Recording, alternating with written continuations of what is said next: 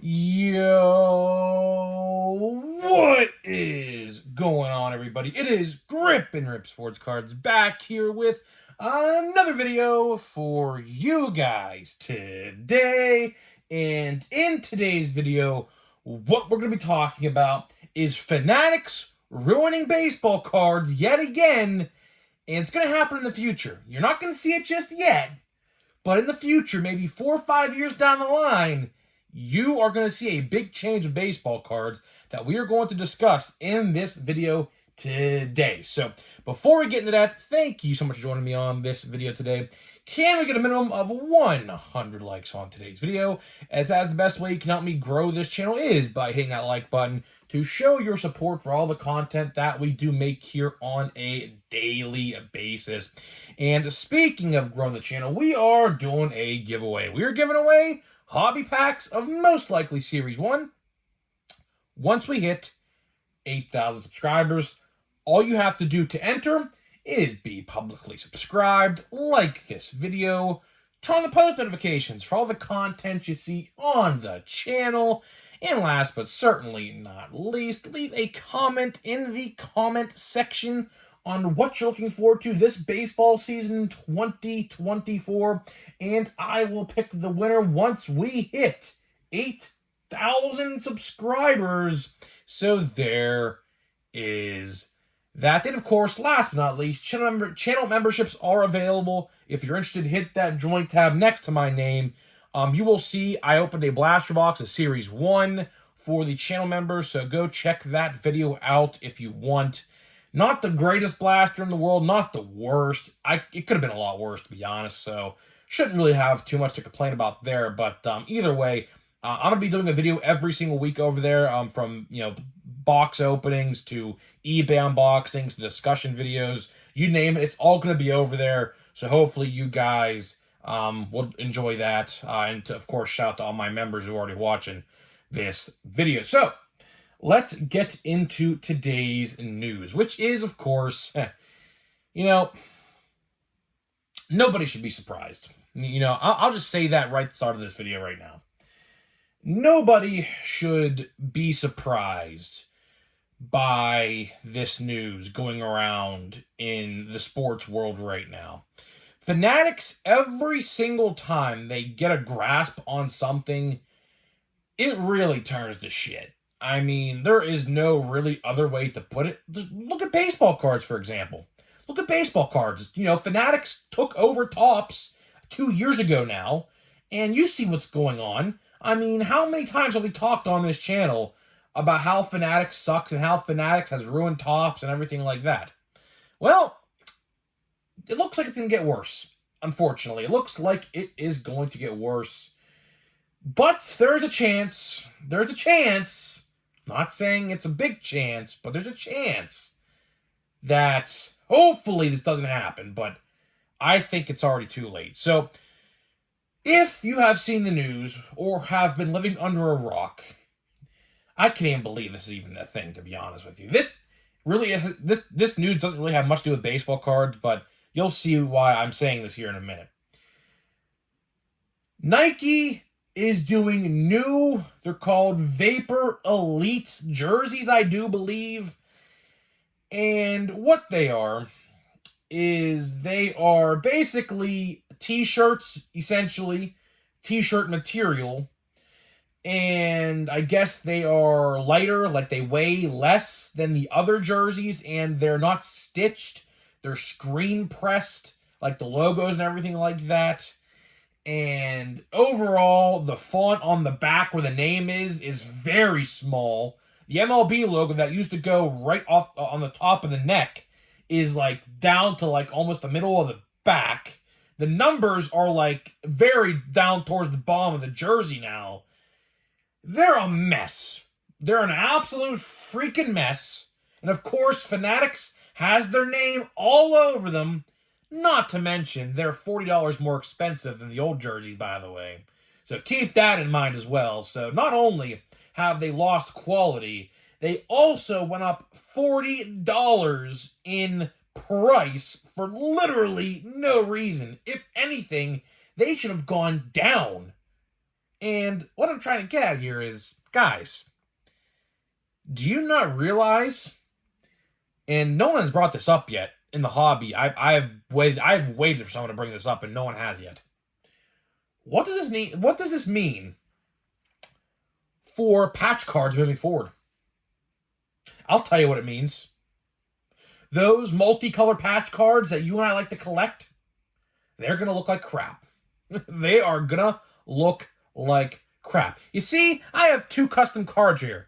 O'Neal Cruz, the MLB logo, it's like a stitched patch. And the Paul Skeens right here is a stitched patch in there.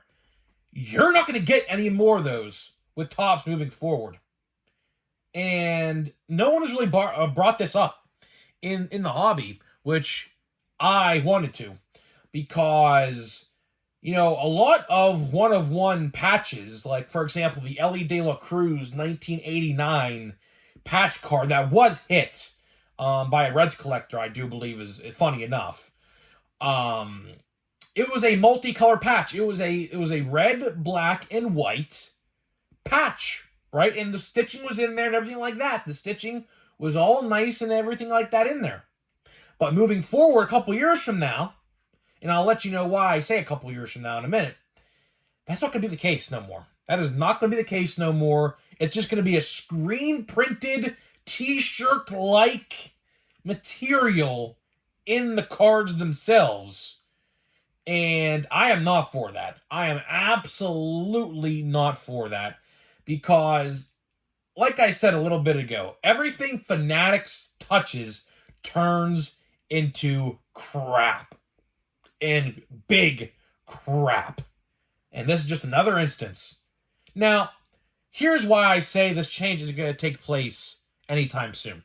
This Brian Reynolds card right here, you can't really see it off screen, but there is an authentication sticker right on this white napkin relic piece right here, right? So this is a 2023 card, by the way. This is from 2023, I believe, Museum Collection, right? We typed in the code, and this jersey, believe it or not, is from 2018 when Brian Reynolds was in Double-A for the San Francisco Giants. So that was 6 years ago, but 5 years ago when that card was made. So luckily, if logic is all adding up, unless, and we'll talk about it, unless Topps or Fanatics tells Topps just to throw away all of the unused jerseys they have waiting to be used, this effect and this change with these relic cards probably is 4 or 5, 6 years out. Luckily. But like I just said, there's a good chance that Fanatics can say, yeah, Topps, you see all those jerseys he got there?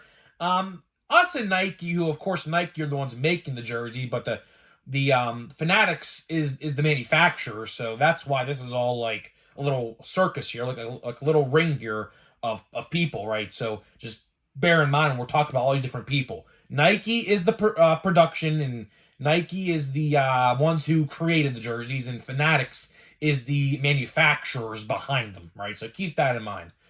So Nike is kind of to blame here as well, right? There's a good chance they could say, you know what, Topps?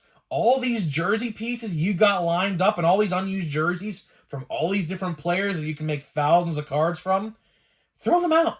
Throw them out. Don't do jersey relics for like a year.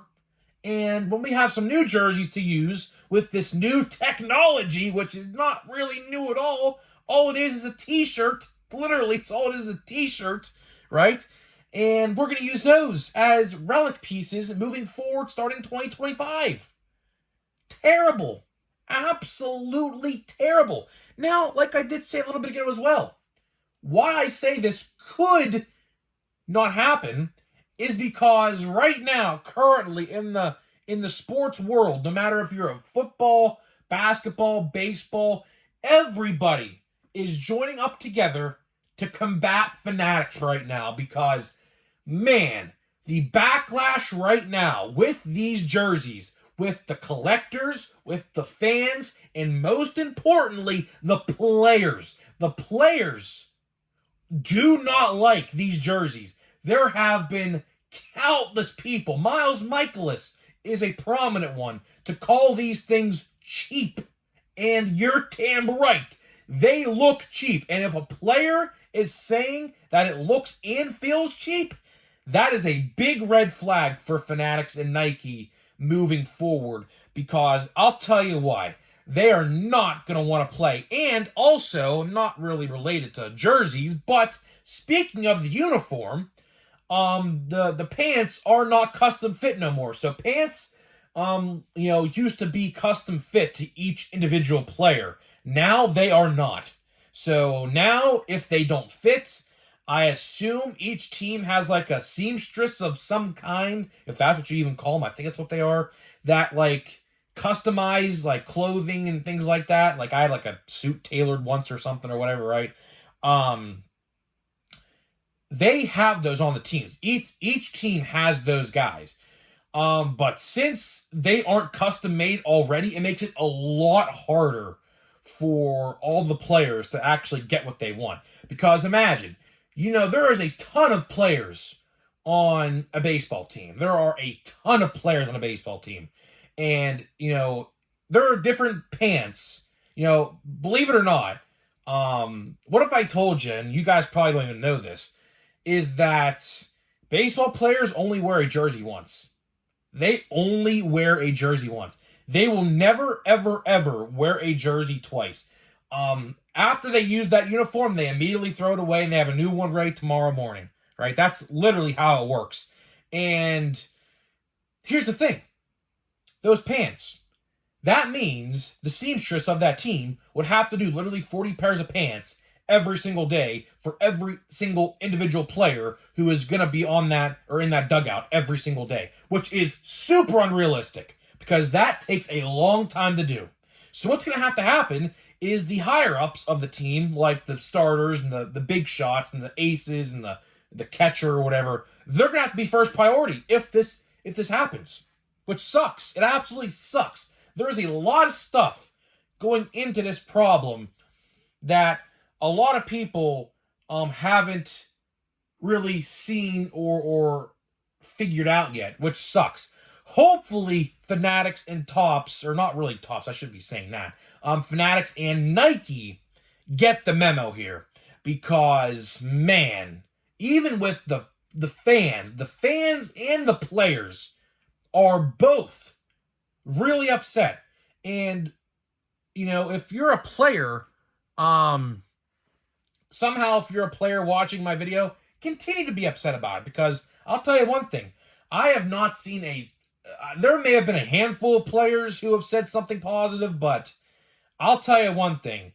There has been a lot of prominent players. Even Mike Trout. Mike Trout even said they feel cheap. And when the biggest player in baseball, yes, I still consider him the biggest player in baseball, says that about your brand, you better take it into consideration. You better take that into consideration. So I'm not entirely sure what's going to happen. I am not entirely sure what's going to happen. But I'll tell you one thing. If these jerseys make it into cards, which I do believe they will, not next year or not the year after, I do believe the earliest we possibly could see them is maybe in 2026 or 2027. That would probably be the earliest we could see them. But like I said, that Reynolds right there, that Reynolds card right there, that jersey is literally from 2018 when he played in Double-A for the San Francisco Giants. Or I should say 2017, actually, because he was actually traded in 2018. So yeah, that jersey is actually, a lot older. It's like, 7 years old now at this point, which is absolutely freaking ridiculous to think that, they could keep those jerseys in, like, these warehouses, like, for that long. But yeah, that's literally what happens. That's literally what goes on in these facilities. They have a lot of stuff. They have a lot of stuff in these facilities and these warehouses that you would never even know they had. I promise you. They have all these cut autos from, like, Hall of Famers and legends who aren't even around on this earth no more. They probably have a bunch of jerseys of, like, Babe Ruth and Mickey Mantle, which they do make relics with time to time. So they have a ton of stuff in that warehouse. So it shouldn't surprise really anybody that they have jerseys from like years and years and years ago. I'm genuinely shocked to say this, that they even put authentication stickers on them, because, you know, to show that, you know, a lot of people might be upset at that. But either way, the last thing I will say in this video before we get into the hanger box here of Series 1 is, just in general, a lot of people are upset. The screen print especially. You're not going to get that nice, authentic jersey no more, which sucks. And to that, here's what I say. If you want a jersey of, like, for example, if you want a Pittsburgh Pirates Paul Skeens jersey, or a Jackson Holiday, or something like that, I would honestly buy one through Etsy or something like that. There's a lot of different creators out there who do stitched jerseys and everything like that, and they're a lot cheaper, and they look pretty much the real deal. So honestly, if you want those stitched jerseys and they are a lot cheaper and they look pretty real, there's a lot of different, you know, artists I could definitely recommend. I've definitely seen and heard of a lot of them. They're very good at what they do.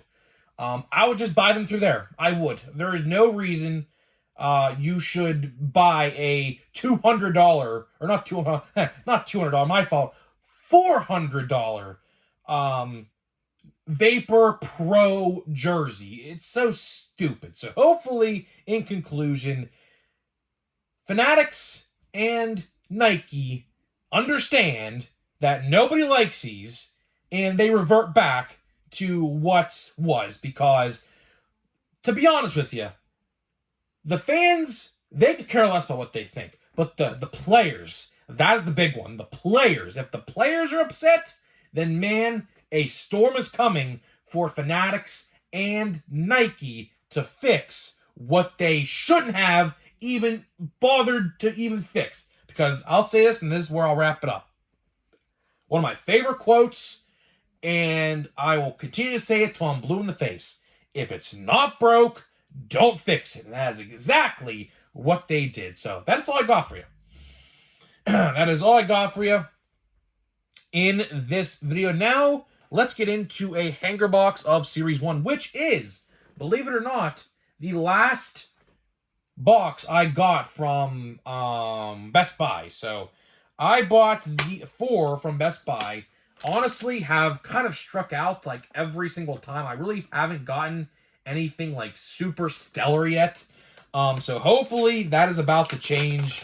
I still have 9 or 10 from Walmart. I am probably going to buy some more. I do want to get a super box or 2. Or what's it called? Yeah, no, it's a monster box. My fault. It's that monster box, that the $50 box, which some people have found, some people haven't. I haven't yet. It wasn't a restock that I went to. So either way, let's get into this brick of cards here and let's see what we got. We are guaranteed 2 yellows, of course. Looking at the cross section, I will say I don't really see nothing good. You know, a lot of people have gotten loaded boxes. I have not yet. Me and my brother both bought a lot, and he bought 4. This is my 4th I'm opening now, and out of 8 I have seen opened. Well, hopefully this changes, but out of 7 that I have seen opened, it has not been good. So we'll see here. We'll see here how this goes. I don't expect much, but let's wait and see. Let me flip these around. This hanger box is all upside down and around for some reason. So let's see at the cross section here. I don't know. I don't really see too much there. Not going to lie. I really don't see too much there, but we'll see. We'll see. Yelich. It's like the 5th Yelich card I've gotten. Alonso, literally the 5th card I've gotten his as well. Like, no joke. The Coalition, Patrick Bailey, Cedric Rafaela. That's like the 3rd or 4th one I've gotten of his as well. What's it called? A lot of this Coalition is very the same. Grayson Rodriguez, Nick Robertson. Let's see what else we got here. Padres, Camellia Duvall, Brian Wu, Ryan Presley, Curtis Mead, Matt McClain, Mitch Keller, and Celebration of the Kid. Ken Griffey Jr. leads us off with the inserts. And we do have a backwards card, so that's pretty cool. Let's see what we got here. A Evan Longoria. Does that say Evan Longoria? Evan Longoria. This is not numbered, but I think I see a good one. Silver. I think I see a good one. Ronnie Marisa. That is a good one. Finally, finally, a good yellow. About time. And Joe Adele, I mean, honestly, is what it is there. Colton Cowser, that's a good one. So this one, I will say, out of the 4 hanger boxes I have opened so far, this one looks to be the best. And we have who is that? Adolis Garcia card right there. So Ellie, that's a good one. I have not got Matt card yet. And we have Tyler Stroderson. Right, I think I said his name right. I don't know. But Adolis Garcia. So, yeah, this is by far, has to be, in my eyes, the best hanger box I've... Jason Dominguez. I had not pulled a card of his yet. So there's another one. So, yeah, and Crossfield Strand. Yeah, so that was by far, without a doubt, probably the best box I have opened yet. So, at least we are getting somewhere. Still no numbered. We still have not gotten a numbered parallel yet, which is kind of concerning, but it is what it is, I guess. It is what it is. We will get there when we get there. Not really too concerned. We have a bunch left to open. We still have literally more than half of a jumbo box yet still to open. So we have a lot of Series 1 left to open. I'm going to get more, too, as well. So we're far from done with Series 1. So yeah, we're basically just going to open Series 1 until Big League comes out, which is 5 weeks away. So we still have a lot of Series 1 left to open. So guys, that's all I got for you. That is all I got for you in this video. Let me know what you think, and I'll see you guys in the next video.